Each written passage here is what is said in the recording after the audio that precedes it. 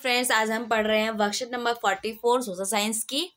तो आज क्या पढ़ेंगे? Nazism and the rise of Hitler. Hitler के बारे में कि आखिर हिटलर कैसे आया।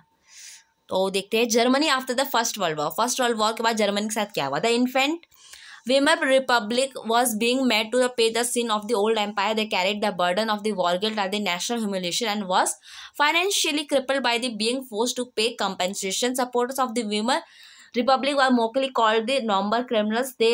This mindset had a major impact on the political development of the early 1930. क्या हुआ? जो वेमर रिपब्लिक थे उसको जो भी काम हुआ उसका सबको इसी को जिम्मेदार बताया गया है कि आखिर जो भी जर्मनी ने जर्मनी जो हारा है, जितना भी जर्मनी के साथ प्रॉब्लम्स हुई वो सारी वेमर रिपब्लिक के ऊपर थोप दी गई। इन जो वेमर रिपब्लिक है उसने उसके ऊपर क्या बहुत बड़ा बर्डन था कि युद्ध में कैसे वो हार गए और नेशनल ह्यूमिलेशन थी, पूरी जगह पे उसकी सबकी बदनामी हो रही है और वो फाइनेंशियली वो क्या हो गया था, अनस्टेबल हो गया था क्योंकि उसे सारा हर जाना भरना पड़ा था। जो भी कंपनसेशन हुआ वॉर का, जितना भी कंपनसेशन था वो सब किसको भरना पड़ा? वेमर रिपब्लिक को। और जो वेमर रिपब्लिक के जो भी सपोर्टर्स थे वो उसे क्या कहने लगे? नॉर्मल क्रिमिनल्स कह के उसे चिढ़ाने लग गए। इसी कारण क्या हुआ? ये माइंडसेट जो था वो पॉलिटिकल डेवलपमेंट 1930 के जो पॉलिटिकल डेवलपमेंट था उसके ऊपर बहुत ज़्यादा मेजर इम्पैक्ट डालता है। Now soldiers were given more importance in comparison to the normal citizens. Politicians and the public laid stress on the need of the men to be aggressive, strong and masculine. Aggressive war propaganda and the national honor occupied central stage in the public sphere, leaving everything behind. क्या कहता है कि जो अब क्या हो गया, normal citizen के से ज़्यादा सोल्जर्स को महत्व दिया जाने लगा। पॉलिटिशियंस और पब्लिक क्या कहने लगे कि अब क्या हमें एक ऐसे इंसान की जरूरत है, हमें अग्रेसिव, स्ट्रॉन्ग और मस्कुलाइन मैन की अब जरूरत है हमारे जर्मन में। एग्रेसिव वॉर उनका क्या था, प्रोपेगेंडा क्या था कि अब क्या होना चाहिए, अब हमें क्या करना चाहिए, युद्ध करना चाहिए, यानी कि वॉर जो होती है एग्रेसिव होना चाहिए और हमारा जो नेशनल ऑनर है यानी जो हमारे देश का सम्मान है वो सबसे ऊपर है, बाकी सारी चीज़ों को नीचे रखा गया और अब देश का सम्मान और अग्रेसिव वॉर ही उन सबका प्रोपेगेंडा बन गया। Rise of the new political ideas, नए आइडियाज होने लगे। कौन कौन से? Taking inspiration for the Russian revolution, socialist of the worker cells were established in the many cities of Germany. Socialist, Democrat and Catholic tried to change the political setup in the Weimar Republic. बहुत सारे inspiration लिए गए किसी Russian revolution से और फिर क्या हुआ, बहुत सारी पार्टीज पार्टीज बनने लगी। सोशलिस्ट, डेमोक्रेट, कैथोलिक थी, उन्होंने पॉलिटिकल जो सिस्टम है वेमर रिपब्लिक का उसमें चेंज करने की कोशिश की। Spartacist founded the Communist Party of the Germany. Spartacist ने कम्युनिस्ट पार्टी बनाई जर्मनी में। Communist and the socialist henceforth become the irreconcilable enemies and could not make common cause against the Hitler. Both the revolutionary and the militant nationalists crave for the radical solution. जो communist और socialist जो party थी वो कभी भी एक साथ नहीं जुड़ पाए और वो हमेशा एक दूसरे की इनामी बन के रहे, यानी दुश्मन बन के रहे और इन्होंने सही से मतलब कि काम नहीं कर पाए। आगे है इकोनॉमिक क्राइसिस जो हुआ। क्या हुआ? Germany has fought the First World War largely on the loan and had to pay the war reparation in the gold. Due to this, double burden in the gold reserve depleted. Ultimately, in 1923, Germany refused to repay war indemnities and the loan. German government printed too much paper currency, which eventually led to the fall in the value of German currency mark. Germany ने जो first war जो लड़ा था वो पूरा loan लेकर लड़ा था और फिर लोन जो कि वो हार गया था, अब उसे क्या करना था, अब सारा उसे पेमेंट वापस करनी थी कि जो भी उसने लोन लिया है वो उसे चुकाना था। तो इसी कारण क्या हुआ, जो भी उसके पास जो भी खजाना जो बचा हुआ था यानी कि जो भी गोल्ड रिजर्व बचा हुआ था उसके पास डबल बर्डन पड़ा और सब खत्म हो गया। 1923 में क्या किया, जर्मनी ने रिफ्यूज कर दिया कि अब मैं पैसा नहीं भरूंगा और ना ही मैं अब लोन का कुछ दूंगा, मतलब कि लोन का जो भी पैसा लिया था अब मैं कुछ भी नहीं भरने वाला, क्योंकि उसके पास क्या आ गया, वहाँ पे इकोनॉमिकल वो अनस्टेबल हो गए थे। जर्मन ने फिर क्या किया, जर्मन गवर्नमेंट ने बहुत सारा पेपर करेंसी नोट यानी छापना स्टार्ट कर दिया, जिसकी वजह से उसके जो करेंसी थी मार्क उसकी वैल्यू कम होने लगी। By December 1923 the value $1 become the equivalent of the almost 100 million mark.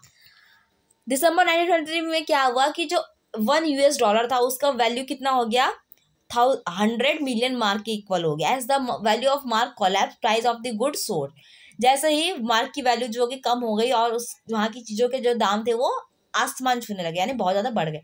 The crisis came to the known as the hyper inflation, a situation when prices rose phenomenally high. Eventually the Americans intervened and they bailed Germany out of the crisis by introducing the DES plan, which revoked the term of reparation to ease the financial burden of the Germany. इसके बाद क्या हुआ, इस crisis से इस crisis को क्या कहते हैं, हाइपर इन्फ्लेशन कहते हैं, जिसमें क्या होता है प्राइसेस बहुत ज़्यादा बढ़ जाता है और कंट्री जो है इकोनॉमिकल अनस्टेबल हो जाती है बहुत ज़्यादा. इवेंचुअली क्या हुआ, अमेरिका ने क्या किया, जर्मनी कुछ हेल्प करने की कोशिश की. उसने एक नया प्लान बनाया जिसे क्या कहते हैं डॉयस प्लान, जिसमें उसने जर्मनी को कुछ पैसे दिए ताकि उसका फाइनेंशियल बर्डन कम हो सके. The economic recovery in Germany was totally dependent on the loan taken from the America. This support with withdrawn when the Wall Street exchange share market crashed in 1929.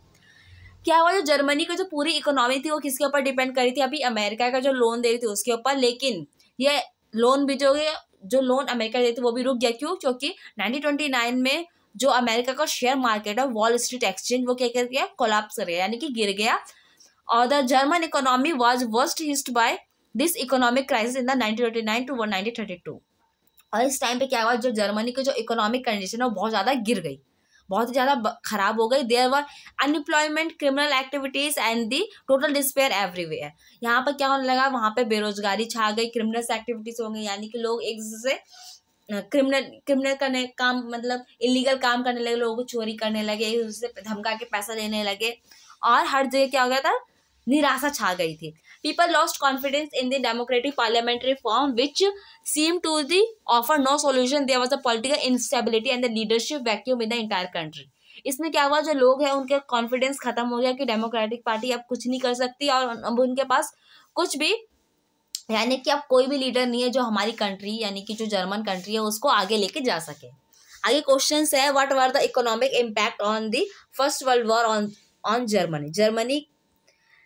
First World war के कारण Germany पे क्या असर पड़ा, तो इसका answer है German has fought the First World War on the loan and had to pay war reparation in the gold. Due to this double burden on the gold reserve depleted, German suffer from the hyper inflation and become the economically unstable. Second question है, what were the challenge in front of the Weimar Republic. Weimar Republic का सामने कौन कौन से challenge थे, तो इसका answer है challenges in front of Weimar Republic. They carried burden of war guilt, national humiliation, financially crippled for being forced to the pay compensation. Supporters of the Weimar Republic were mockingly called them number criminals. Third question कहता है, what were the causes of the rise of new political idea in the Germany after first World war. First World war के बाद Germany में नए political idea के उठने के क्या कारण थे. इसका कारण है hyper inflation of the German, rise of unemployment, criminal activities and total despair and decreasing reputation of the German. Fourth question कहता है, which type of social ideas were given importance in Germany after first world war. First World war के बाद कौन से social ideas को Germany में importance दी जाने लगी, तो इसका आंसर है soldiers were given more importance in comparison of the normal citizens. Politicians and public laid stress on the need of aggressive, strong and masculine men. Aggressive war propaganda in the national honor occupied center stage in the public sphere, leaving the everything behind. Last question कहता है, what would be the implication of the government without any control print lakh of the rupees every year. यानी कोई government अगर बिना इसको सोच समझे वो पैसा छापने लगे, यानी बहुत सारा नोट छापने लगे, तो क्या होगा. If a government without any control print lakh of the rupees every year, then they will suffer from the hyperinflation. यानी कि अगर कोई कंट्री ऐसा करती है या कोई गवर्नमेंट ऐसा करती है को बिना सोच समझे पैसा छाप लेगी, तो क्या वो हाइपर इन्फ्लेशन से जूझने लगेगी. तो फ्रेंड्स, यहाँ पे हमारा वीडियो कंप्लीट होता है. आपको वीडियो कैसा लगा प्लीज से बताइए, इसे लाइक कीजिए, कमेंट कीजिए, शेयर कीजिए. और भी वर्कशीट की वीडियोस देखने के लिए प्लीज मेरे चैनल को सब्सक्राइब कीजिए. Thank you.